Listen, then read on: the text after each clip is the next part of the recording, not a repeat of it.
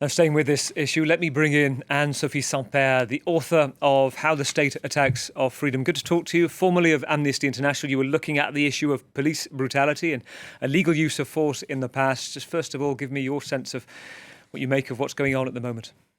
Well, first of all, the video of the killing of Nahel is extremely shocking, and I'm not surprised about what's going on now, because it's only the tip of the iceberg of a situation that we've been denouncing for years, a problem of excessive use of force by the police in the suburban area, also in other contexts such as protest or environmental actions. And there is a huge anger from the youth against this illegal use of force, against discriminatory check. You also have to remember there is a racial bias in all this violence. So I think it wakes up an anger that has expressed itself in 2005, but nothing has changed or things have worsened since then. And now we hear, no one is happy about the violence going on in the street. But you have to remember that there were a lot of peaceful march and protests against the situation, and it has led to no change. There have been some comparisons, I think, in the press about the situation in the US after George Floyd and subsequent targeting of black and ethnic minorities there. Is it fair, or is this from what you've looked at, you've researched, very individual, sort of unique set of issues here? From all the researches, it appears that if you're black or Arab, you have more chances to face police brutality. So there is a racial bias. There was a recent report in 2020 that was ordered by the Ministry of Interior that shows that racism in the police is underestimated. So it is clearly an issue. But it's also an issue of level of poverty, of in which neighborhood you live. If you're homeless, if you are struggling with mental health issue, then you have more risk. You're more at risk to be victim of police brutality. When you look at the comments made today, all the government comments from Emmanuel Macron saying this is unforgivable, the social media footage that we've seen, Gérald Darmanin, the Interior Minister, saying go home, there'll be 40,000 officers, and that sense of context from the public prosecutor saying that actually from the police accounts they weren't stopping and that they were potentially putting other pedestrians at risk. Do you sense that will sort of assuage the situation a little bit, calm things down, or not?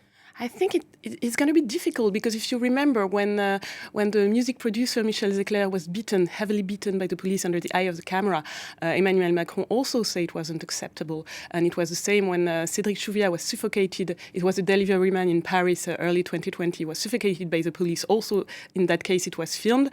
And also we had the president saying that it was unacceptable. Yet at that time, there was no trial. So there is a sense of a lack of accountability from the police. And you can't really tell people to go home if you don't address the structural causes of the issue and if you don't respond to their anger, and the anger is triggered by the feeling of injustice. Your work on your book, and I know you have a new book looking at specifically at police brutality, but goes back all the way to the days of Jacques Chirac, early 2000s. From what you've looked at, the research you've done, are we seeing incremental improvements in police response? If not an overhaul, what we're seeing at the moment is clearly another trigger point, but has it got much better? It's actually difficult to tell because there is no exhaustive and transparent statistics about the use of force and victim of illegal use of force or sentences, conviction of police officers. So it's very difficult to say, but anytime there was a research by media or academics, it's shown that the use of force has increased in France. It's much higher than in similar neighboring countries. And you have recent data that were released yesterday by the online newspaper Basta that shows that since 2020, the number of people killing at the hand of the police has never been that high. We've reached the number of 52 people being killed in the hand of the police in 2021, which is enormous.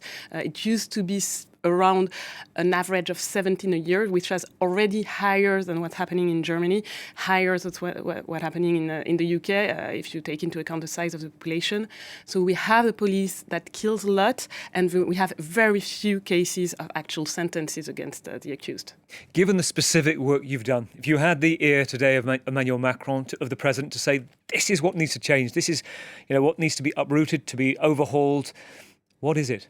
There are many things that need to be changed. First, in terms of justice, we need to take into account the conflict of interest in all these cases. The investigator cannot be from the police. We need an independent body to investigate this kind of illegal use of force. The prosecutors are also working on a daily basis with the police, so that creates a huge conflict of interest. There is a need for a penal policy that pushes the judges to go faster in this kind of cases. Then the whole work of the police needs to be reviewed.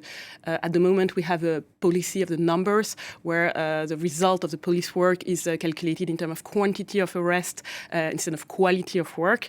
And that leads to a repetition of checks and control, and that leads to some kind of harassment on certain groups, for example, in suburban areas. We need to change also the training. There are massive shortcomings in the training of the police officers. There is no stress management preparation for the trainer from the police, and the recruitment is going lower because the Ministry of Interior wants to recruit more and more police officers, but they have no time, no capacity to properly train them, and the level of entry is lower and lower. So there is a huge reform of the police, and we need a police that protect the people. The anger is also caused because people are scared of the police. No, it's not normal. They're scared of the police. Anne-Sophie Simpere, thank you, the author of How the State Attacks Our Freedoms, formerly of Amnesty International. Great to have your insight. Thank you.